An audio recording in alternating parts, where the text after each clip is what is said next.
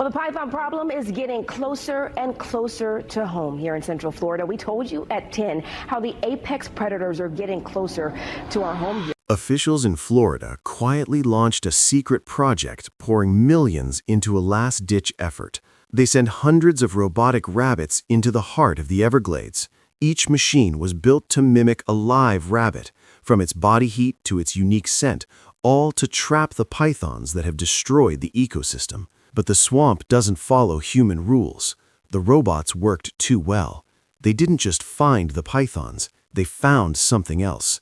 And what happened next is frankly insane.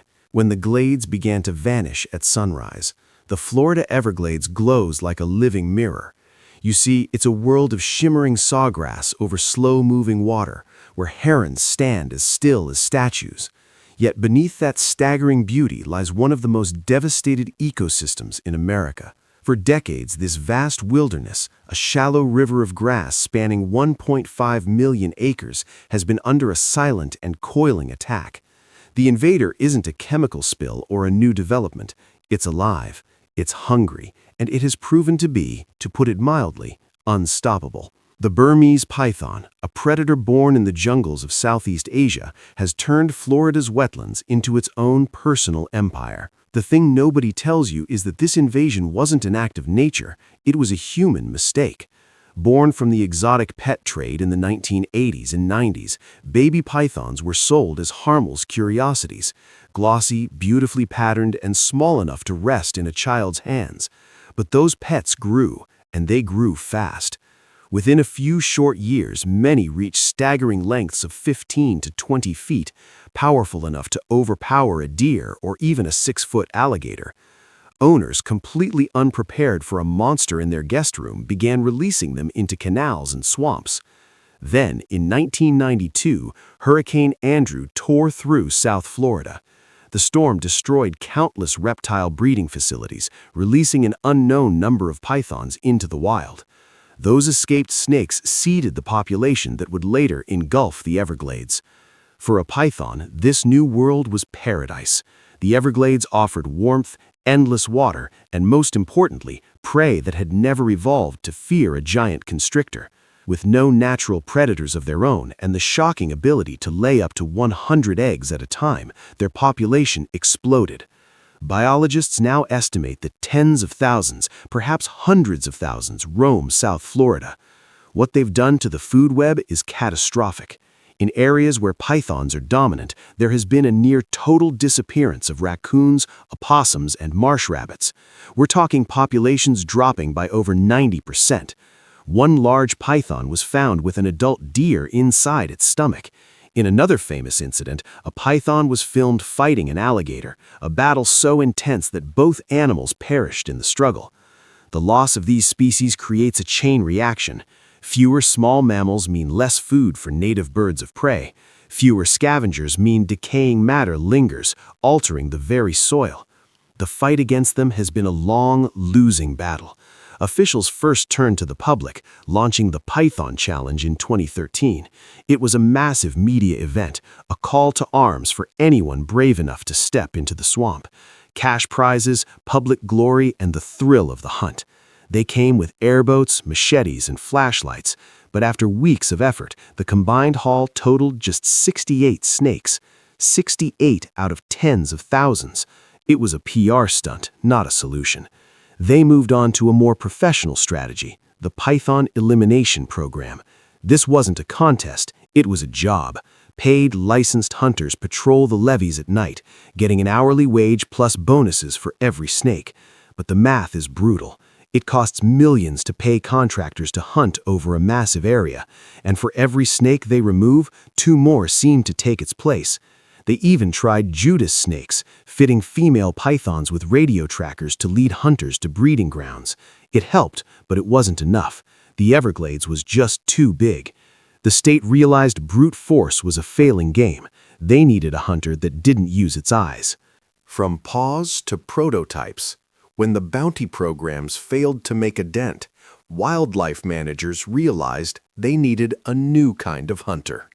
They needed one that didn't rely on sight or luck, but on an ancient, powerful instinct. That's when Florida turned to an ally as old as humanity itself, the dog. In recent years, the Florida Fish and Wildlife Conservation Commission launched a small but daring experiment. 2 dogs, trained like elite detectives, would be sent into the swamps to do what humans could not: smell the invisible. Their names were Truman and Eleanor. Truman, a black Labrador, had the friendly face of a family pet. Eleanor, a Dutch shepherd with sharp, alert eyes, was bred for precision. For months they were trained to recognize the faint, musky odor that Burmese pythons leave behind, a scent humans can't detect at all, but which lingers in the grass and mud long after the snake has passed. Once in the field, the results came fast. In their first few months, the duo helped capture several large snakes that had eluded human crews for weeks. Truman's tail would stiffen, Eleanor would circle, nose low, and suddenly freeze, the universal sign that prey was near. Moments later, a handler's flashlight beam would catch the slow ripple of scales. These dogs were finding pythons in minutes where biologists had searched for hours. But as with everything in the Everglades, success came at a price. The swamp is a tough place to work. The heat is extreme, often topping 100 degrees Fahrenheit with crushing humidity. The dogs had to wear cooling vests and special boots to protect their paws from the sharp sawgrass. And of course, the area is full of other dangers, like alligators and venomous cottonmouths. What many overlooked, however, was the real problem: scale. Truman and Eleanor were amazing, but they were only 2 dogs. The Everglades, remember, is 1.5 million acres. To cover that much ground, the state would need hundreds of dog teams, costing millions upon millions in training and support. It was a brilliant tool, but it wasn't the final solution. This victory, however, sparked a new and controversial question. The dogs proved that scent was the key. So what if the bait could attract the snakes to the hunters? This led scientists down an unsettling path, one that blurred the line between biology and desperation. They began small, controlled studies using live marsh rabbits, the python's natural prey. They built secure pins designed to protect the rabbits from any direct attack and placed them in high-trafficked swampy trails. The rabbits, terrified but unharmed, became magnets. Within weeks, pythons began appearing, one after another, slithering toward the enclosures. The principle was proven. Prey attraction worked, but the moral cost was high. The images of trembling live rabbits surrounded by giant constrictors sparked immediate outrage from animal welfare groups. The experiments were labeled as cruel. Under immense public pressure, the funding for live bait trials was pulled. The program was shut down. They couldn't use live animals, so they decided to build one. When the gators arrived. This is where the story truly gets weird. With the live bait program finished, engineers and biologists teamed up.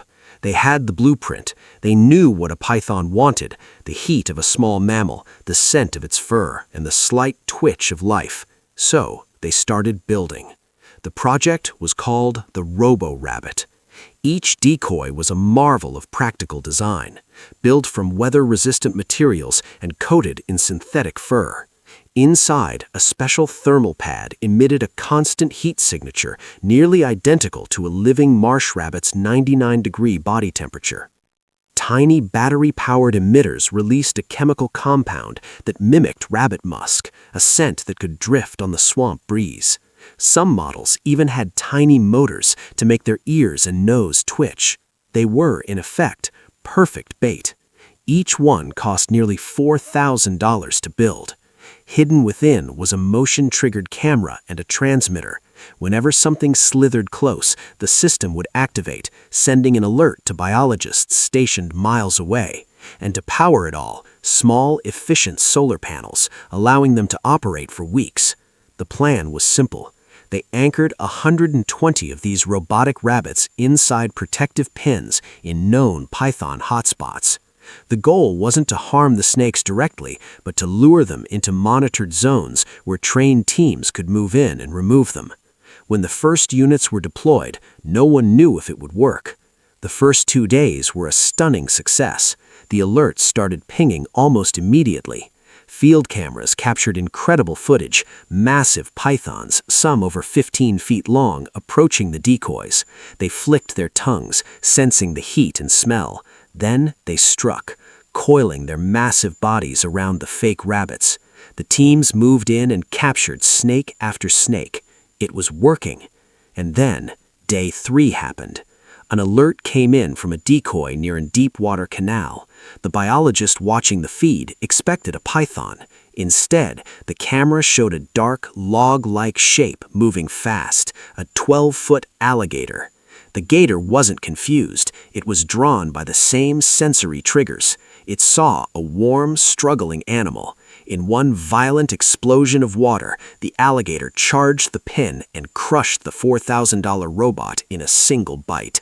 The robots, it turned out, were the perfect lure for everything. The thing nobody tells you is that pythons and alligators are ancient enemies. They compete for food and territory. Now, humans had just dropped hundreds of flashing dinner bells all over their shared hunting grounds. What happened next was the insane part. A new predator war began. The alligators, learning that these were easy if unsatisfying meals, began hunting the robots. They destroyed dozens of them. The pythons, in turn, sensing the massive alligators, started avoiding the traps entirely. The project was, to put it mildly, a complete disaster. The project was failing, and the expensive machines were being destroyed. But the robots had a secret: hacking the invasion. Scientists and officials were ready to pull the plug. The robotic rabbit army had failed. Millions of dollars were being crunched in the jaws of alligators. But a young data analyst on the team noticed something strange. The robots weren't just decoys, they were spies. Before being destroyed, each robot's motion sensor, thermal imager, and camera recorded everything that passed by. They weren't just logging python attacks, they were logging python movements. They tracked the time of day, the temperature, and the direction of travel. What many overlooked was that by cross-referencing the data from all 120 units, especially the ones that weren't attacked, a pattern emerged. They built a digital 3-dimensional map of the swamp's predator movements, and the data showed something they had never seen before. The pythons weren't just randomly slithering through the million-plus acres. They were using highways, specific hidden corridors in the water and sawgrass to move between hunting grounds. And the alligators, they used them too. This is where the story goes from strange to something out of a science fiction movie. It gets even crazier. The scientists took all that data, every twitch, every failed hunt, every robotic rabbit lost, and they fed it into a powerful learning AI. The AI started chewing on the numbers, looking for deep patterns humans could never see, and it found one. The AI began to predict not just where the pythons were, but where they would be at specific times. Why? Because it had learned what the pythons feared. The AI figured out that the pythons were moving in precise, deliberate patterns to avoid their only natural predator, the alligators. The robots hadn't just found a few snakes, they had stumbled backward into something huge. They had accidentally mapped the pythons' entire secret social calendar. They had decoded their movements, their fears, and their hidden schedules. They had found the python's secret weakness. Armed with this new ghost map, the hunters got a new playbook. The entire strategy shifted overnight. No more sitting and waiting at decoy sites hoping a snake would wander by. That was old news. Instead, they used the AI's pinpoint predictions to go on the offensive. They could intercept the snakes on their secret highways, the hidden routes they used when they thought nothing was watching. The results were immediate and staggering. They weren't finding one snake at a time, they were finding groups. The AI, by tracking the specific movements of the large, mature females, did the unthinkable. It led the hunters directly to the source. It took them to the breeding grounds. These were massive, completely hidden nests, places buried deep in the swamp that no human would have ever found on their own. They found dozens of females and thousands upon thousands of eggs. The numbers were almost unbelievable. In just 1 month, using this new AI map, the hunters removed more invasive pythons than they had in the entire previous year of the bounty program. All that failure, all those destroyed robots, it was all worth it. The robotic rabbits, even as they were being crushed, had succeeded beyond anyone's wildest dreams. They hadn't just helped the fight, they had changed the entire war.